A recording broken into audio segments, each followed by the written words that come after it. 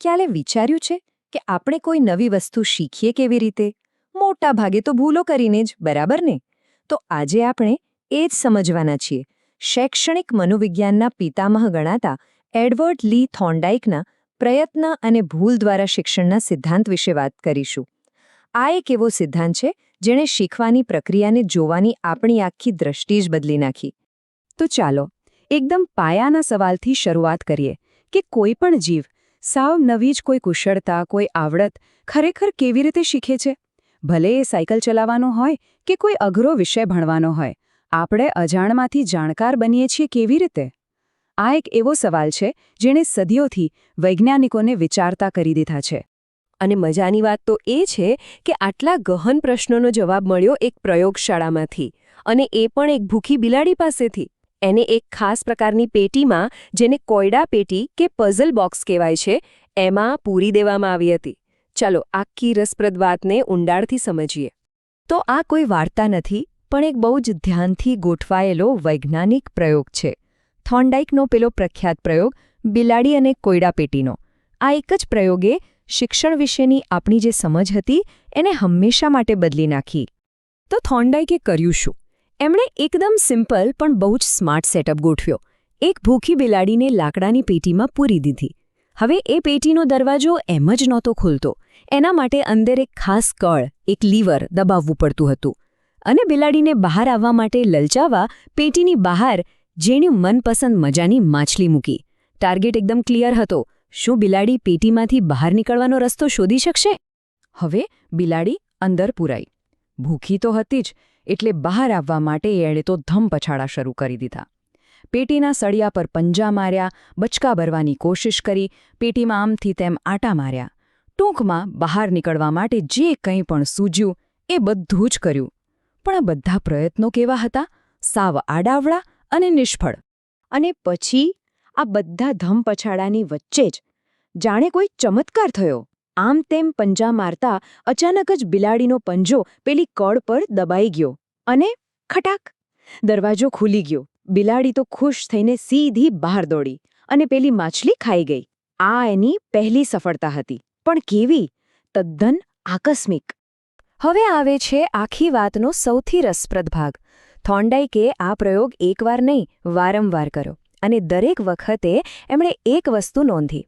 જેમ જેમ પ્રયત્નો વધતા ગયા તેમ તેમ બિલાડીના ખોટા પ્રયત્નો ઓછા થતા ગયા, અને પેટીમાંથી બહાર નીકળવામાં જે સમય લાગતો હતો એ પણ ઘટતો ગયો.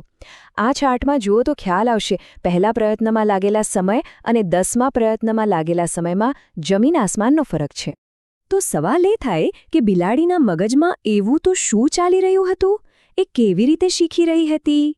થોર્નડાઇકે આ શીખવાની આખી પ્રક્રિયાને કેટલાક મુખ્ય તબક્કાઓમાં, એટલે કે સ્ટેપ્સમાં વહેંચી. ચાલો એને સમજીએ. જુઓ, સૌથી પહેલાં તો હતી પ્રેરણા, એટલે કે બિલાડીની ભૂખ. પછી હતું ધ્યેય, બહાર પડેલી માછલી. આ ધ્યેય સુધી પહોંચવામાં અવરોધ હતો પેટીનો બંધ દરવાજો. આ અવરોધને પાર કરવા બિલાડીએ અવ્યવસ્થિત પ્રયત્નો કર્યા, અને એમાંથી જ મળી આકસ્મિક સફળતા, જ્યારે પેલી કળ દબાઈ. ધીમે ધીમે વારંવારના પ્રયત્નોથી બિલાડીએ યોગ્ય હલનચલનની પસંદગી કરી. એટલે કે એ સમજી ગઈ કે કળ દબાવવાથી જ દરવાજો ખુલે છે, અને અંતે એ ક્રિયાનું દૃઢીકરણ થઈ ગયું. મતલબ કે એ હવે માસ્ટર બની ગઈ. આ જ તો છે શીખવાની સાચી પ્રક્રિયા. સારું, તો આ આખા પ્રયોગ પરથી થોર્નડાઇકે શીખવાના 3 એવા ગજબના નિયમો આપ્યા જે આજે પણ શિક્ષણ ક્ષેત્રમાં પાયાના પથ્થર ગણાય છે. પહેલો નિયમ છે તત્પરતાનો નિયમ.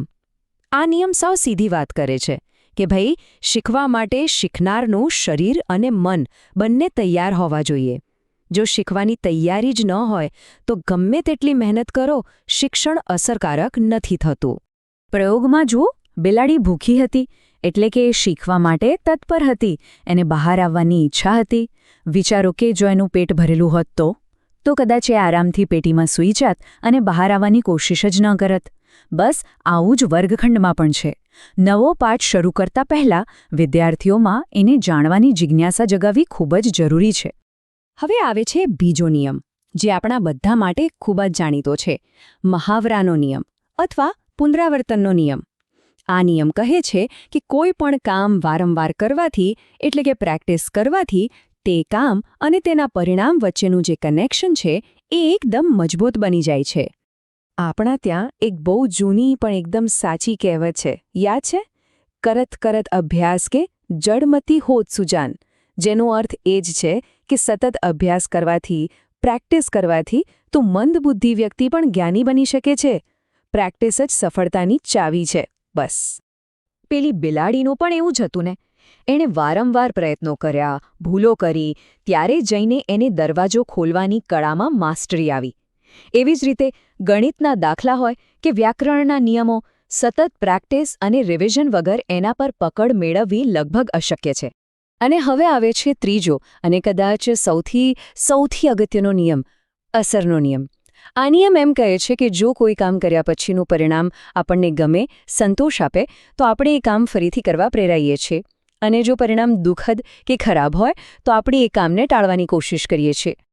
બિલાડીના કિસ્સામાં કળ દબાવ્યા પછી જે માછલી મળી એ એના માટે એક સુખદ અસર હતી, એક રિવોર્ડ હતું. આ રિવોર્ડે જ એને ફરીથી એ જ ક્રિયા કરવા માટેનું પ્રોત્સાહન આપ્યું. બસ એ જ રીતે જ્યારે વર્ગમાં વિદ્યાર્થીઓના સારા કામ માટે પ્રશંસા મળે, શાબાશી મળે, ત્યારે એમનું શીખવાનું મનોબળ અનેક ગણું વધી જાય છે. તો આ બિલાડીના પ્રયોગ અને શિક્ષણના 3 નિયમો પરથી આપણે શીખ્યા શું? આ આખી વાતનો સાર શું છે? ચાલો એને એકદમ ટૂંકમાં સમજી લઈએ. તો આખી વાતનો નિચોડ એ છે કે શીખવું એ કોઈ જાદુ નથી.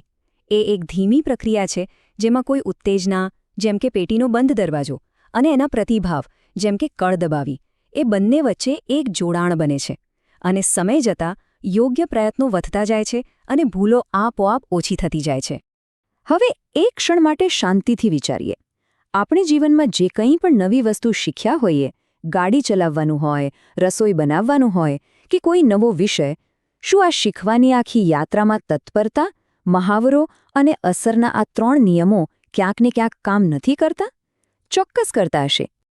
જો તમને શીખવાની આ આખી પ્રક્રિયા જાણવામાં મજા આવી હોય તો ગુજરાતી સાહિત્ય ચેનલને સબસ્ક્રાઇબ કરવાનું ભૂલતા નહીં. અને હા, આ જ્ઞાનવર્ધક માહિતી તમારા મિત્રો અને બીજા જિજ્ઞાસુઓ સાથે પણ જરૂર શેર કરજો. ફરી મળીશું.